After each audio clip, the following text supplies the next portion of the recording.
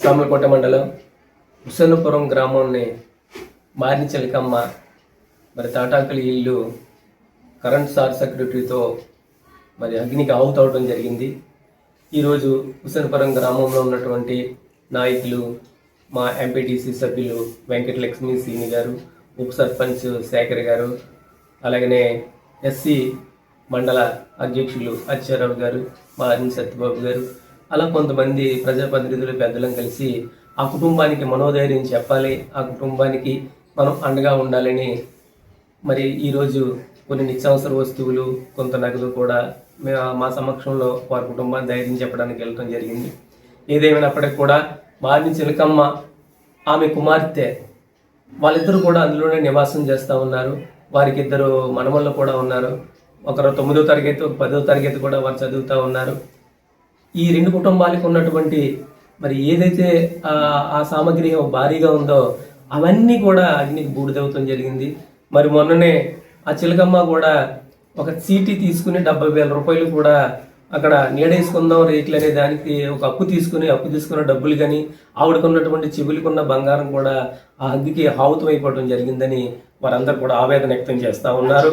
ఏదేమైనప్పుడు కూడా ఆ కుటుంబానికి ఏదైతే నిరుపేద కుటుంబాలు ఉన్నాయో ఆ కుటుంబాలకి మనం అందరం కూడా అండగా ఉండాలి, మనవంతుగా వారికి చేయూతనివ్వాలనే తప్పందంతో ఈ రోజుని వారిని పరామర్శించడం జరిగింది. అనాది కాలంగా కూడా ఈ అగ్గికి ఆహుతైనటువంటి ఏదైతే ఈ తాటాకల్లు ఉన్నాయో రెవెన్యూ అధికారులు మరొక 5 కేజీలు బియ్యం, 2 లీటర్ల కిరసనాలతోటే జరుగుతూ ఉంది వారికి ఇచ్చే ఆర్థిక సహాయం. అది కాకుండా రెవెన్యూ పునరాలోచన చేయాలి. ఎందుకంటే వాళ్ళు నిరుపేదలు, వాళ్ళకి రెక్కాడితేనే కానీ డొక్కాడినటువంటి కుటుంబాలు అయ్యి మనం ఇచ్చినటువంటి 5 కేజీల బియ్యమో లేకపోతే 2 లీటర్ల కిరసనాలతోనో వారిని ఆదుకుంటాం కాదు. దీని మీద రెవెన్యూ యంత్రాంగం ఒక పునరాలోచన చేయాలి. ఇది వరకు ఎప్పుడు ఇదే ప్రక్రియలో జరుగుతూ ఉంది. కానీ ఇటువంటి భారీగా జరిగినప్పుడు నీళ్ళు లేకుండా అయినప్పుడు కూడా మరి రెవెన్యూ అధికారులు అదే ప్రక్రియలో వెళ్తాం అనేది ఆశాస్పదంగా ఉంది. దీని మీద ప్రజాప్రతినిధులు స్పందించవలసిన అవసరం ఉంది.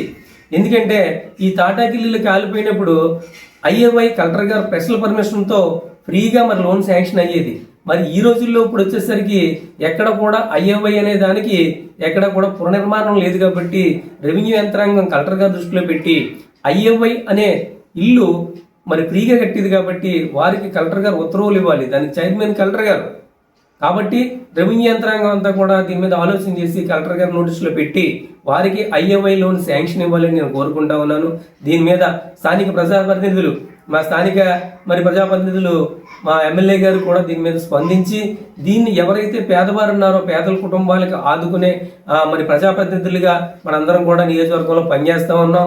దీన్ని ఎటువంటి తారతమ్యాలు లేకుండా ఒక మానవత్వ దృక్పథంతో ఆదుకోవాల్సిన ఆలోచనే తప్ప వేరే ఆలోచన పేదల పట్ల ఉండకూడదని మరి మనందరికి కూడా ఆ చిలకమ్మకు మనోధైర్యం చెప్పి మేము మా వంతుగానే చెప్పేసి ముందుకు వస్తున్నటువంటి యూత్ సభ్యులు కానివ్వండి, అనేక మంది మానవతావాదులకు కూడా ఆ కుటుంబాన్ని ఆదుకోవాలని నేను మనస్ఫూర్తిగా కోరుకుంటూ ఆ మారిన చిలకమ్మ కుటుంబానికి మనోధైర్యం కల్పించి మనవంతుగా మనం ఆ కుటుంబానికి చేయూతనివ్వాలని ప్రతి ఒక్కరూ నేను కోరుకుంటూ ఉన్నాను.